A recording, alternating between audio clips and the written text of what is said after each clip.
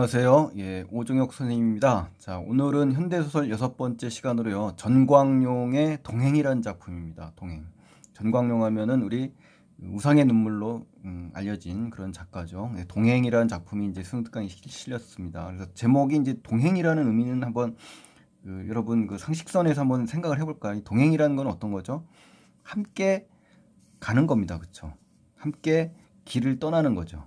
그러니까 이제 이 동행의 상징적인 의미를 잘 파악하셔서 주제와 연관성 있게 생각을 하시는 것이 이 작품의 핵심이라고 볼 수가 있습니다. 동행은 여기서 나오는 주인공 두 사람이 함께 산길을 걷습니다. 그래서 산길을 걷고 과연 어떠한 사건과 어떠한 그 갈등이 있는지 살펴보는 것이 이제 핵심이 되는 거죠. 동행을 하면서 서로 교감 그리고 서로 이해를 하게 되는 것이 그 동행의 상징적인 의미라고 볼 수가 있습니다.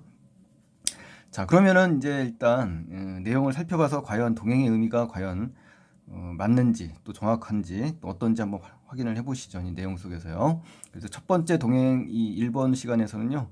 이 작품 원문을 수능 보듯이 있는 그대로 해석을 하는 겁니다. 그리고 두 번째 동행 2에서는 이제 여러분 고3 애들 내신도 있고 또 작품의 완전한 학습을 위해서 이 분석적인 필기와 프린트가 이제 제공이 되니까 그것까지 보완하시면 좋겠네요. 예, 일단 1번 강의가 제대로 돼야 여러분 소설의 실력을 향상시킬 수 있다는 거 다시 한번 말씀드리고 진도 나가겠습니다, 여러분. 자, 보시죠. 예, 앞부분 줄거리가 나왔습니다. 우리 소설에는 이제 처음에 줄거리가 나올 수도 있고 가운데 나올 수도 있고 이제 마지막에 나올 수도 있죠. 그래서 이 줄거리를 정확하게 따져 들어가시지 않으면 안 된다는 거 많은 정보가 들어 있습니다. 사실 여기에요. 여기 보시면은 볼까요? 큰 키의 사내 이름이 아니고 그냥 외형을 지금 지칭했지 않습니까? 그리고 억구 이름이 이제 억구네요. 자, 이 소설에서 이제 제목과 또 사람의 이름이 굉장히 그 관련성이 많다고 했잖아요. 내용과 그쵸?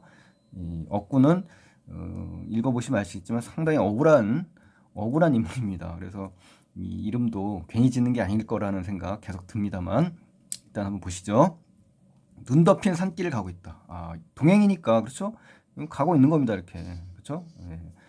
두 사람은 춘천에서 장소가 나왔죠. 실제 지명 춘천에서 살인 사건이 일어났네요. 거기에서 이야기를 나누게 되는 겁니다. 이 두 사람이. 근데 이제 서로의 어린 시절에 대한 이야기를 나누기도 합니다. 살인 사건과 어린 시절 이야기를 두 가지 이야기를 하게 되네요. 큰 키의 사내는 중학생 때 학창 시절에 토끼 잡던 이야기를 합니다. 그리고 억구는 6.25 전쟁 때 득수를 죽인대네요. 그러니까 억구는 지금 사람을 죽였습니다. 그쵸?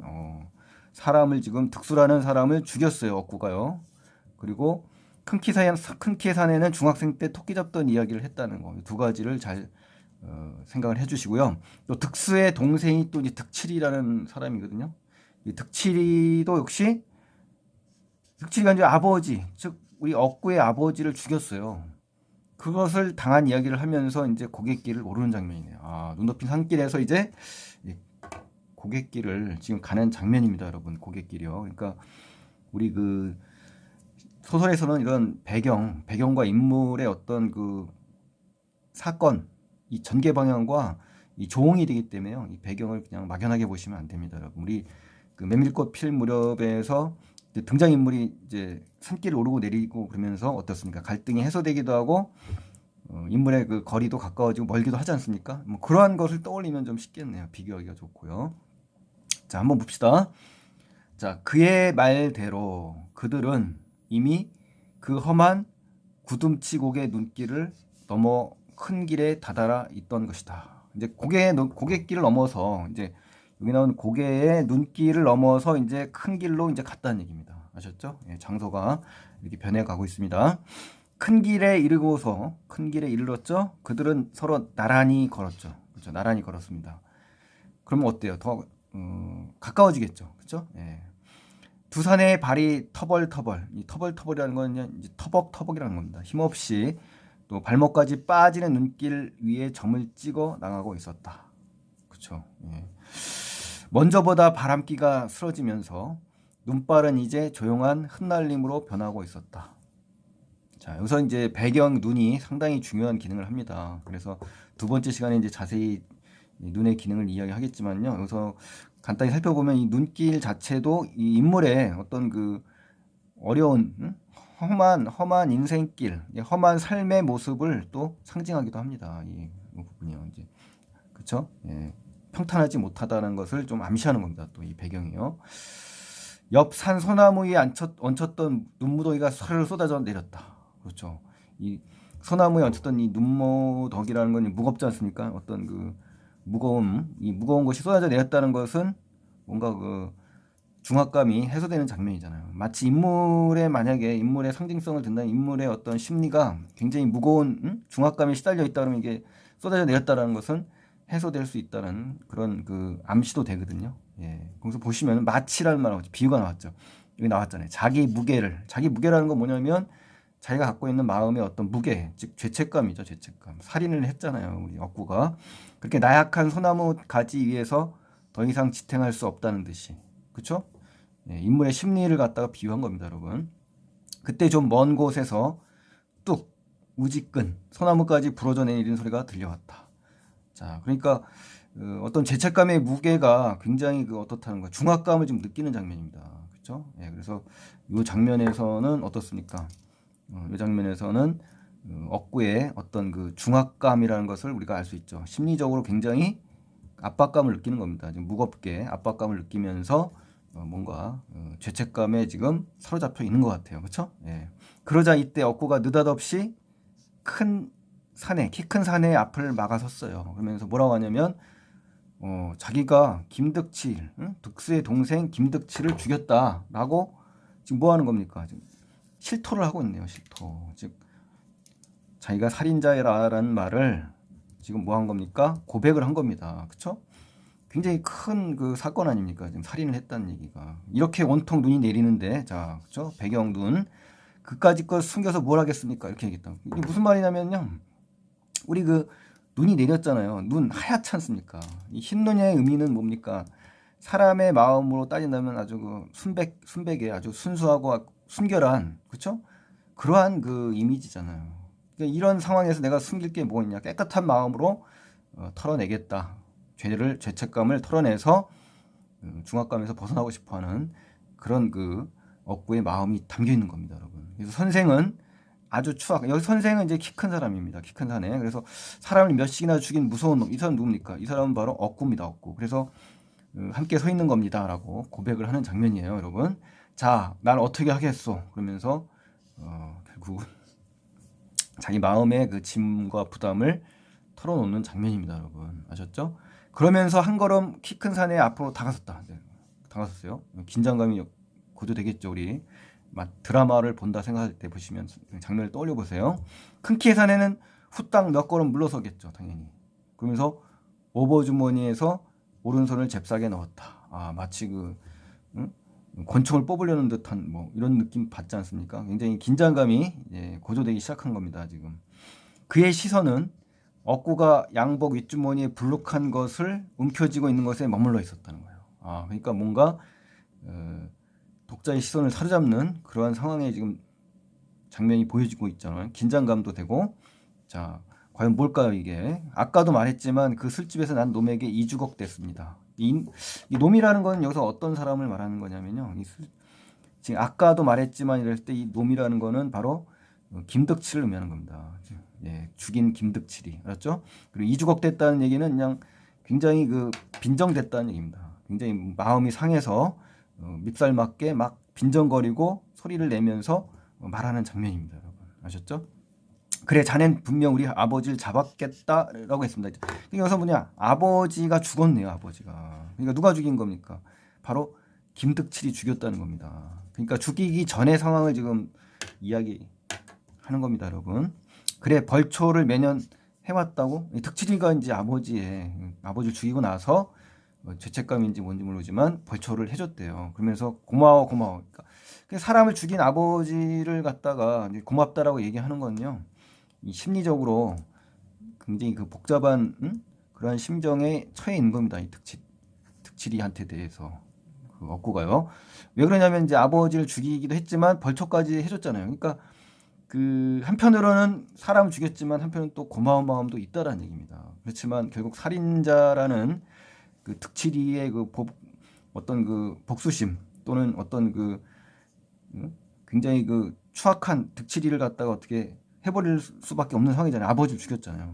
그러면서 헌데 그 득치를 난 그날 밤 어떻게 했어요? 죽이고야 말았다는 겁니다. 그러니까 죽이고 싶진 않았을 거예요. 그렇지만 결국은 아버지를 죽인 거에 대한 어떤 복수심에 의해서 결국은 사람을 살인하게 되는 그러한 그 상황에 처해 있네요.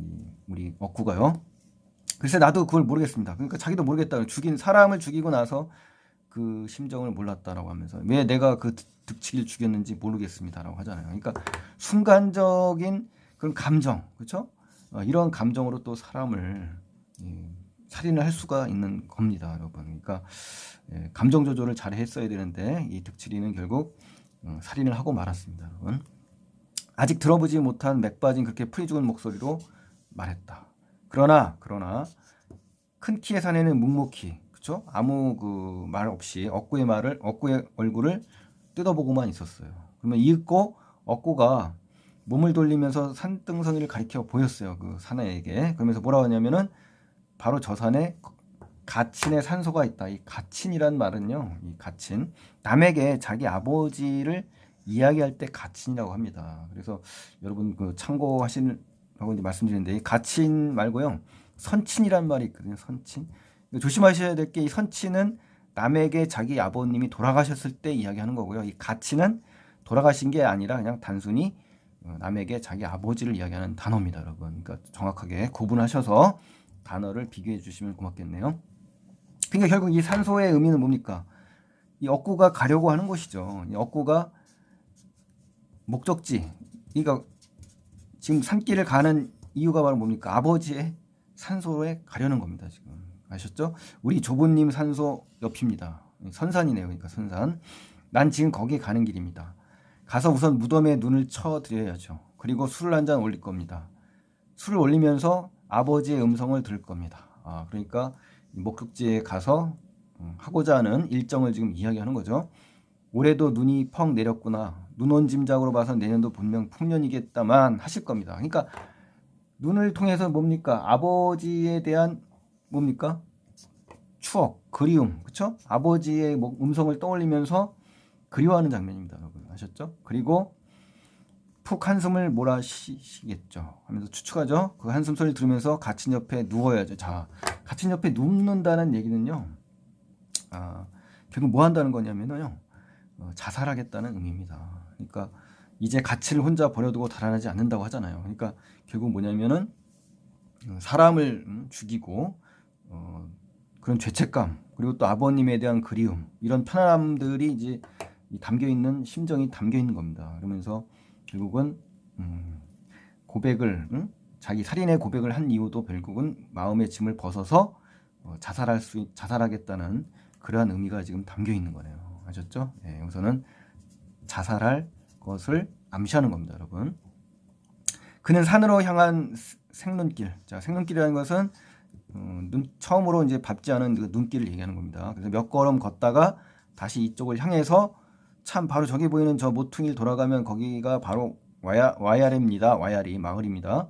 가셔서 우선 구장내 집을 찾아서 몸을 녹이시고요 하면서 뜨끈뜨끈한 아랫목에 푹 몸을 녹이셔. 자, 그럼 난 떠납니다. 뭐 이런 얘기 있잖아요. 그러니까 굉장히 그 억구가 살인자이지만 상대방에게 대한 배려심과 인정이 있다라는 걸 볼 수가 있네요. 그렇죠? 네. 산을 향해 생눈길 걸어가는 그의 언 바짓가랑이가 서걱서걱 요라는 소리를 냈다. 자, 두 번째도 한번 보실까요? 어깨를 잔뜩 구부리고 흡사 한 마리 흰 곰처럼 산을 향해 가는 억구의 을씨년스럽다는 건 굉장히 스산하고 굉장히 쓸쓸하다는 얘기입니다. 아셨죠? 예. 초라한 뒷모습에 눈을 주고 선 큰 키의 사내는 한참이나 묵묵히 섰다가 문득 큰 길 아래로 내려서서 억구 쪽으로 따라가면서 노형 잠깐이라고 했습니다. 처음으로 말을 하게 되네요. 입을 열었죠, 처음으로. 그런데 뭐라고 말하냐면 말소리 속에 강인한 무언가가 깔려 있는 것 같다. 자, 강인한 무엇이라는 얘기는 묵묵히 말이 없던 우리 그 키 큰 사내가 뭔가 결단을 했다는 뜻 아니겠습니까? 무슨 강한 결의를 보이는 그러한 그 상황에 있는 모습을 드러내고 있습니다, 여러분. 그래서 언 바짓가랑이를 대걱거리며 걸어가던 억구가 주춤 멈추겠죠. 그러면서 큰 키의 사내가 성큼성큼 다가갔다. 그러면서 오버 주머니에 손을 넣어 무엇인가 움켜쥔 그런 자세였다. 또 이제 뭔가 독자의 시선을 사로잡고 집중시키는 그런 그 행동을 했네요. 이 소설의 특징이 바로 그런 겁니다. 마치 그 우리 추리 영화, 추리 소설을 읽는 것처럼 뭔가 그 다음 장면을 뭔가 궁금해하게 하는 그런 듯한 그 표현 방식을 씁니다. 여러분 아셨죠? 억구가 짐짓 몸을 추스르며 몸을 가다듬으며 자기에게로 다가서는 큰 키의 사내 거동 행동을 바라보고만 있었어요. 억구 앞에 멈춰선 큰 키의 사내가 할 말을 잃은 듯 멍청하니 고개를 위로 향했다. 그리고 고개를 약간 젖히고 입을 해 벌린 채 이러한 생각하는 표정 위에 눈이 내리고 있었다. 그렇죠? 눈이 내리고 있는 장면에서 이제 그날 밤 하면서 이 장면이 바로 과거를 떠올리는 그런 과거 회상 부분입니다, 여러분. 오버랩이라고 할 수가 있네요. 오버랩. 그렇죠? 우리 시나리오 용어로. 그날 밤 난 생물 선생네 담을 빙빙 돌고만 있었다. 어린 시절에 키 큰 사내의 그 과거입니다. 내 키보다도 낮은 담이었어. 그러면서 난 연거푸 담을 돌고만 있었지. 만약 내가 담을 넘어 들어간다면 안 된다고 생각했다 이거예요.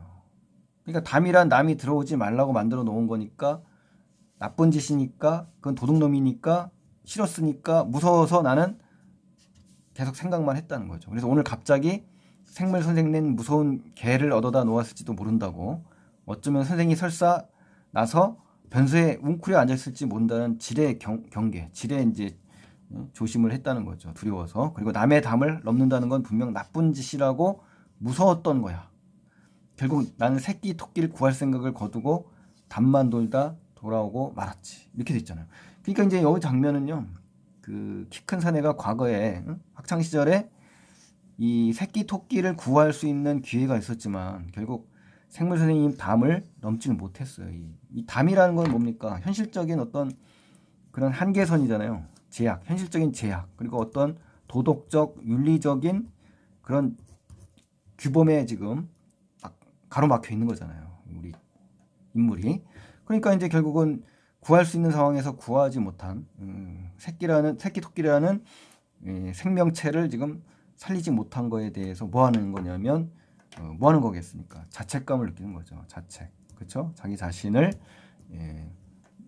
질책하는 그런 장면이라고 보시면 됩니다. 그래서 과거에 자기 그렇게 하지 못했던 것을 지금 뭔가 굉장히 부끄러워하는 겁니다, 여러분. 아셨죠? 그래서 과거에 이러한 그 어렸을 때 그러한 과거를 떠올리는 장면. 이 장면이 그런데 왜 끼어 들어갔는지를 이제 따져 보셔야 되잖아요. 그렇죠? 그냥 갑자기 나온 게 아닐 거 아닙니까? 그렇죠? 그 연관성을 지금 비교하면서 보셔야 됩니다. 그래서 아니 선생, 자 다시 이제 현실로 온 겁니다.